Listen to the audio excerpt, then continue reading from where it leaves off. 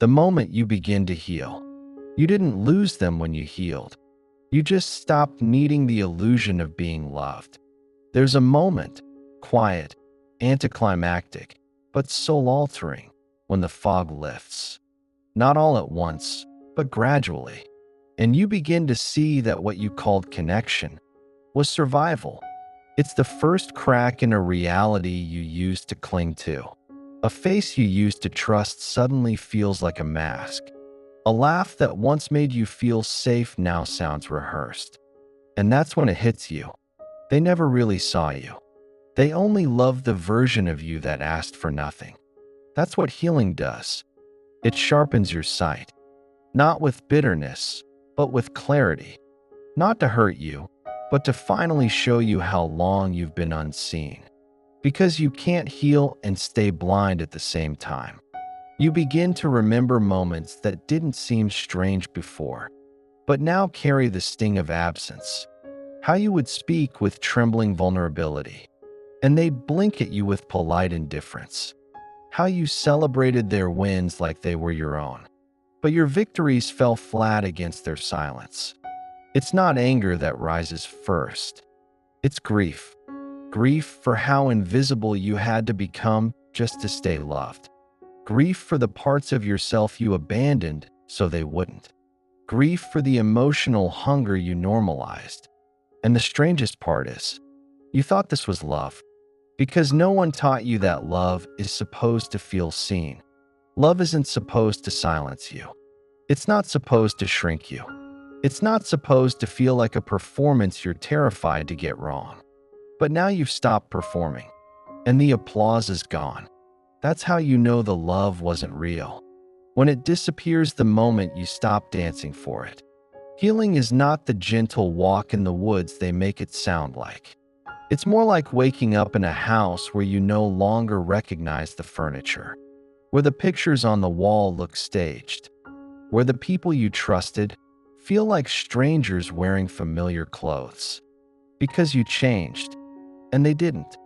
And suddenly, you're not so easy to manipulate anymore. You're not so desperate to be chosen. You're not addicted to their crumbs. And that makes you dangerous. Not because you became cruel, but because you stopped begging. And the silence that follows is deafening. You'll find yourself in rooms that once lit you up, feeling cold. You'll sit next to people you used to admire and feel hollow. Because when you heal, you outgrow what once made you sick. And the tragedy is, some of those people weren't pretending. They really believed they loved you. But they only knew how to love someone they could control. Someone who agreed. Someone who never pushed back. Someone who didn't shine too brightly. And now you do. You shine. And it blinds them. That's when you realize they didn't betray you now. They've been betraying you slowly, over time, with every dismissal, every invalidation, every moment they changed the subject when your truth got uncomfortable. They didn't just abandon you. They ignored you while you stood right there, loving them. And now you've changed the rules. You no longer speak to be heard. You speak to be real. You no longer stay to be loved. You stay to be met. And that shift changes everything. People you used to long for begin to fade, not because they left, but because now you see clearly. You start noticing the emotional gaps in conversations you once tolerated. You feel the void in connections that used to feel like enough.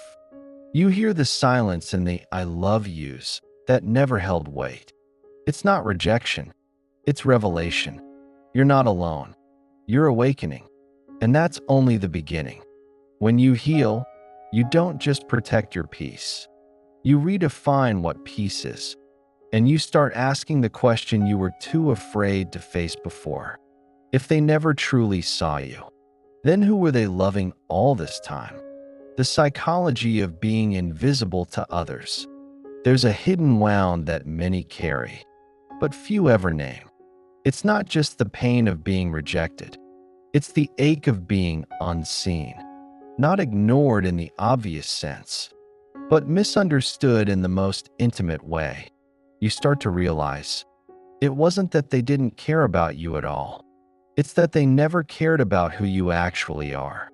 They cared about the version of you that kept them comfortable, the agreeable one, the small one, the one who didn't take up too much space. Psychologically, this is the root of something deeper: identity fragmentation. You were taught early that love comes with conditions, so you learn to fracture yourself, to edit your tone, to suppress your needs, to second-guess your intuition, to silence your voice for the sake of being loved. And it worked at first, because when you shapeshift, people like you, but they don't know you. And over time, you feel a haunting kind of loneliness. Even when you're surrounded, you could be lying in someone's arms and feel like a ghost, because you realize they're holding the mask, not the soul beneath it. Carl Jung spoke of this as the persona, the social mask we wear to fit into the world. But what happens when the persona becomes so convincing, even you forget who you are underneath? That's when the real danger sets in: self-abandonment. Because when you become so accustomed to being unseen, you start to believe that you are unseeable. You tell yourself things like, maybe I am too much. Maybe my emotions really are a burden. Maybe it's my fault they pulled away. But that's not the truth. That's the conditioning. We live in a world that doesn't teach emotional attunement. People are praised for being polite, but not for being present. They're rewarded for being agreeable, not for being authentic. So when someone finally starts healing, finally starts showing up in their raw, real form, those around them don't know what to do with it. Your emotional honesty becomes too loud for their silence. Your presence becomes too confronting for their denial. And suddenly, you're the problem. Not because you did anything wrong, but because your clarity disrupts their comfort. This is what it means to be a mirror. You begin to reflect to people the parts of themselves they haven't faced. And instead of thanking you, they reject you. Because it's easier to say you're too sensitive than to admit they've been emotionally numb. It's easier to call you difficult than to confront the fact that they've never learned how to hold space for another human soul. You become a mirror they can't look into, so they walk away. And in their walking, they confirm your deepest fear, that you were never really loved, only tolerated. But here's the truth. They didn't walk away because you were too much. They walked away because your presence made them feel the depth they've spent their whole lives avoiding. You weren't crazy. You were emotionally tuned in. You weren't dramatic. You were aware. You weren't overreacting. You were finally responding with clarity. Your nervous system remembered what your mind tried to forget. It remembered the dismissal, the condescension, the subtle ways you were made to feel small. It remembered how they would deflect when you got serious, how they'd joke when you got vulnerable, how they'd go silent when you reached for connection. And one day, you woke up and stopped pretending you didn't notice. That's what healing is. Not the erasure of pain, but the refusal to keep suppressing it. Think about it. When was the last time someone really saw you? Not your accomplishments, not your mask, not your curated version on display, but you, the parts you hide, the fears you bury, the dreams you're scared to say out loud. You begin to realize that most people only know how to see what you give them permission to see. And because you were trained to please, you never gave them permission to meet the real you, because the real you felt unworthy. But here's where the shift begins. You are not unworthy. You were simply unmirrored. And that's not your fault. Now, when you heal, your standards change. Not out of bitterness, but because you finally understand what connection should feel like. You start craving silence that doesn't feel like abandonment. Conversations that don't need to be translated. Love that doesn't ask for you to shrink. You no longer chase people who misunderstand your softness. You no longer tolerate confusion where there should be clarity. You no longer beg for attention that feels hollow. And it's in that space, that sacred, honest space, that you begin to see who was never really with you to begin with. You see that the people who made you feel too much were often the ones who couldn't handle even a fraction of your truth. So here's the paradox. The more whole you become, the more isolated you might feel.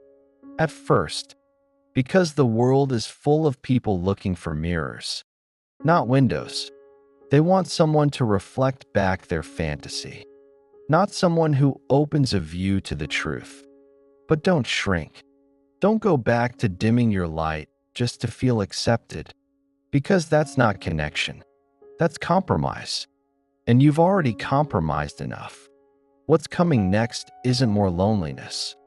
It's deeper alignment. It's relationships that feel like recognition. It's conversations that don't need performance. It's love that doesn't require explanation. Because now, you're no longer looking to be seen. You're looking for someone who already sees. And that makes all the difference. The emotional cost of shrinking yourself to be loved. Let's talk about what it actually costs you to dim your light so someone else can stay comfortable. Let's talk about the toll it takes on a soul to be present in a relationship where your presence feels invisible.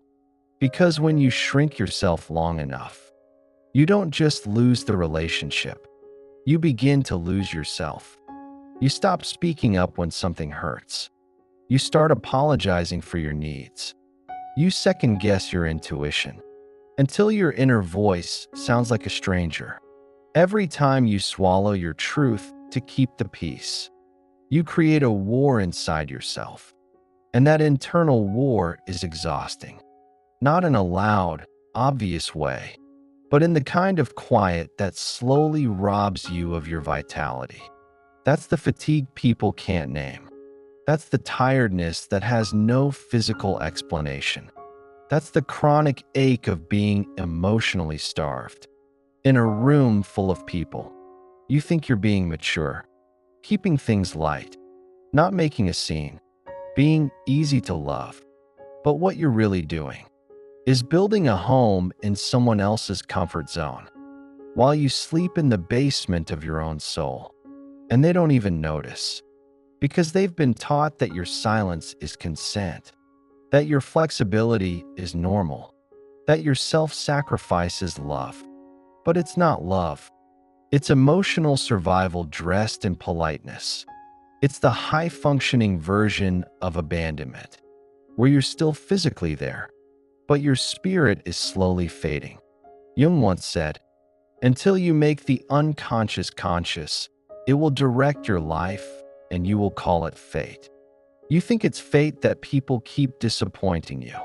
You think it's fate that you're always the one who gives more. You think it's fate that your depth goes unnoticed. But it's not fate. It's a pattern, a deeply ingrained belief that your value is conditional, that love must be earned by self-erasure, that you're only lovable if you're agreeable. And that belief didn't start with this relationship. It started with the earliest ones. Maybe it was the parent who only showed affection when you behaved. Maybe it was the teacher who praised your silence but punished your assertiveness. Maybe it was the friend who ghosted you the first time you said no. Those moments taught you something dangerous, that you must abandon yourself to avoid being abandoned by others. Imagine your inner child, the version of you who just wanted to be seen, who lit up when someone listened, who laughed too loud, cried too easily, asked too many questions. Now imagine telling that child, "You're too much. You need to calm down. You should be quieter, nicer, less intense." Would you say that to them? No, but you say it to yourself now, over and over, every time you hide your truth to keep someone else from walking away. And that's the true cost. You trade authenticity for attachment.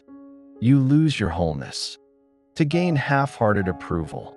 But here's the thing. When you finally heal, you begin to see the lie in all of it. You realize that your pain wasn't from being unloved. It was from being unknown. The version of you they loved was a shadow, a filtered version. And so even when they said, "I love you," you couldn't fully receive it. Because deep down you knew they didn't actually know who they were loving. They were loving your silence, not your song. They were loving your calm, not your chaos, not your truth, not your soul. And loving someone conditionally isn't love at all. It's control. So what happens when you stop shrinking? At first, you'll feel guilt because you've been programmed to feel bad. Anytime you take up space, you'll wonder if you're too harsh, too honest, or too self-centered. You're not. You're just no longer willing to disappear in plain sight. You're just no longer pretending that crumbs are a feast. You're just finally saying, "I matter. My voice matters. My emotions matter." And some people will leave, not because you did anything wrong, but because they were never looking to meet you. They were only looking to manage a version of you that kept them emotionally safe. Let them go. Let anyone go who only loved your silence. Let anyone go who panics when you grow. Let anyone go who preferred the edited version of you. Because what you lose in numbers, you gain in depth. The relationships you create from wholeness will be fewer, but infinitely more nourishing. They won't just like your highlight reel. They'll sit with you in the mess. They won't flinch when you cry. They won't punish you for needing space. They won't make your boundaries feel like betrayal, because they're not threatened by your truth. They're invited by it. Here's the truth. You were never too much. You were too awake. For people who were still asleep to themselves, you were never overreacting. You were responding to neglect, to misattunement, to emotional dismissal. And now that you see it, really see it, you can't unsee it. That's the moment your soul begins to rise. Healing doesn't always look like joy. Sometimes it looks like loss. Sometimes it looks like walking away. Sometimes it looks like choosing silence. Not because you're afraid, but because you're done explaining. And in that silence, you hear something sacred for the first time. Your own voice. Your true, unedited, unapologetic voice. And it doesn't ask for permission anymore. It doesn't beg to be seen. Because now, you see yourself. The return to wholeness, and why they can't follow you there. There's a moment in every healing journey that doesn't get talked about enough. The moment you finally feel whole. And it terrifies the people who only knew you broken. Not because your wholeness is wrong, but because it reveals what they've refused to face in themselves. They don't say it out loud. They may not even fully understand it. But when you rise from the version of you they depended on, the agreeable one, the always available one, the quiet one, something in them panics. Because now, your clarity exposes their confusion. Your boundaries expose their overreach. Your healing exposes their refusal to grow. You see, when you were shrinking, they could control the dynamic. They could be the giver, the one in charge, the center of emotional gravity. But now, you've become sovereign. You no longer orbit their moods. You no longer perform for approval. You no longer seek closeness at the cost of self-abandonment. And that is terrifying. For someone who built their sense of power on your silence, you're not angry anymore, not bitter, not seeking revenge. You've simply outgrown the room they kept you in. You've seen the walls for what they are, and you've walked out. And as you do, you realize something almost tragic. They can't follow you, not because you won't let them, but because they haven't yet chosen to follow themselves. Jung said, Your vision will become clear only when you can look into your own heart. Who looks outside, dreams. Who looks inside, awakes. You looked inside. You faced the ache, the truth, the grief. You sat in the dark with your pain until it stopped scaring you. You learned the sound of your own voice. And now, as you walk in clarity, you no longer resonate with their chaos. You no longer find safety in their silence. You no longer feel pulled to fix what they won't even admit is broken. That's not cruelty. That's evolution. Wholeness changes everything. It changes what you tolerate. It changes how you listen. It changes how you show up in relationships. Before, you twisted yourself into someone easy. Now, you show up as someone real. Before, you begged for scraps. Now, you know you are the feast. Before, you over-explained your boundaries. Now, you state them with calm and clarity, no apology. And some people will still try to reach for the old version of you. They'll test the edges. They'll provoke the guilt. They'll say you've changed. And they're right. You have changed. You've come home to yourself. There's grief in that clarity, too. Because there's a soft part of you that still hoped they'd catch up. That maybe if you gave them time, they'd do their own work. They'd heal too. They'd come back whole. But now you see, some people are not on that path. Not because they're evil, but because facing the self is the most terrifying thing they can imagine. And love without self-awareness is not love.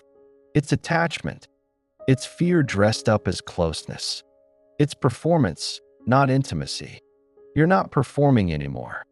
You don't need to be the strong one, or the soft one, or the savior, or the fixer, or the forgiver of all things. You're just you, and that's finally enough.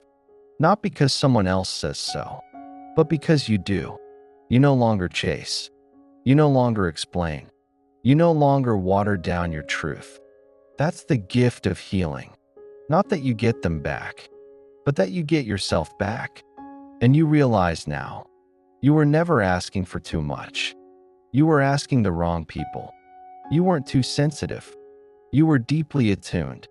You weren't needy. You were just honest about your need for connection. You weren't broken. You were in an environment that kept triggering your wounds and then gaslit you for bleeding. But now, you're awake, and with that awakening comes a peace so quiet, it almost feels unfamiliar, because for the first time, you're not waiting, not performing, not proving, you're just being. When you heal, you start noticing who never really saw you, not because they're evil, but because they were blind to themselves. You realize they didn't abandon you, they abandoned themselves. Long before they ever pulled away from you, they walked away from their own hearts. They couldn't meet you in wholeness because they never met themselves. But you did. You went there. You faced the ache. You stayed when it was hard. You cried when it cracked you open. You kept going. And in doing so, you became whole. That wholeness is not loud. It doesn't shout. It doesn't demand. It simply is. And in its stillness, it speaks volumes. If this spoke to your soul, take a breath right now and remind yourself, I'm not too much. I'm not hard to love. I'm finally just being real. Let your story be a mirror for someone else. Comment below with a red heart if you're choosing peace over performance. Subscribe to keep walking this healing path together. And share this with someone who's still learning. That healing doesn't mean going back. It means rising forward.